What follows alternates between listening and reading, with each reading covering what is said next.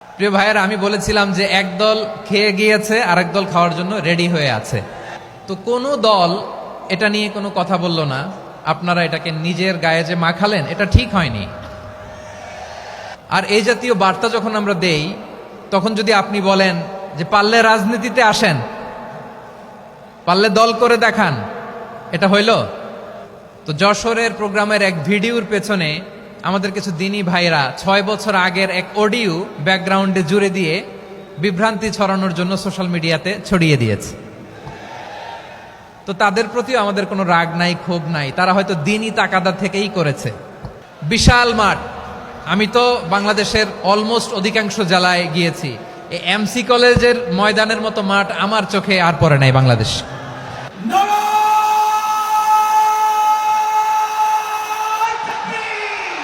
দাওয়াতের ময়দানে আছে মুমিন প্রাণে আল্লামা সাঈদীর উত্তরসূরি।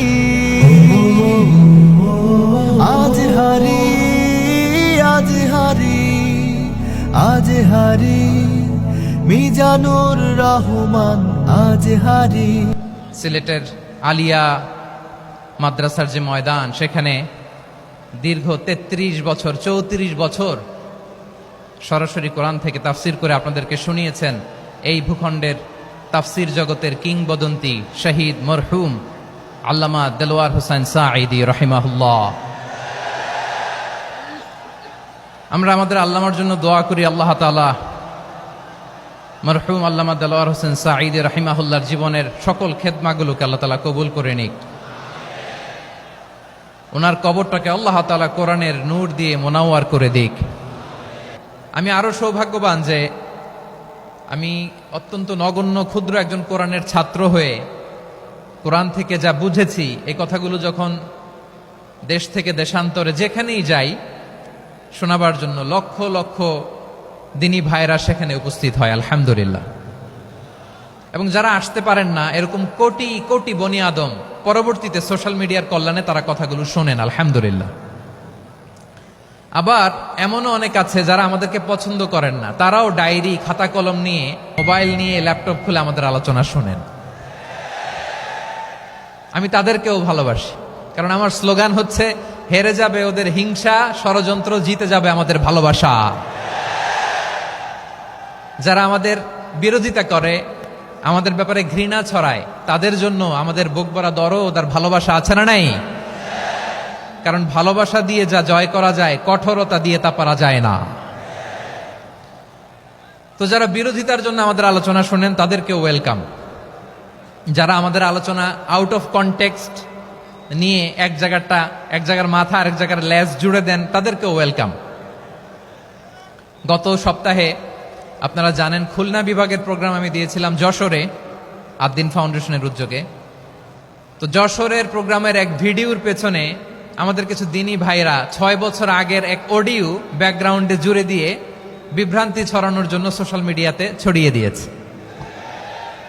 তো তাদের প্রতিও আমাদের কোনো রাগ নাই, ক্ষোভ নাই। তারা হয়তো দিনই তাকাদা থেকেই করেছে, কিন্তু তারা হয়তো বুঝতে পারে নাই এই যে রিসেন্ট আলোচনার ভিডিওর পেছনে 6 বছর আগের অডিও জুড়ে দেওয়া, এটাকে বাংলায় বলে প্রতারণা।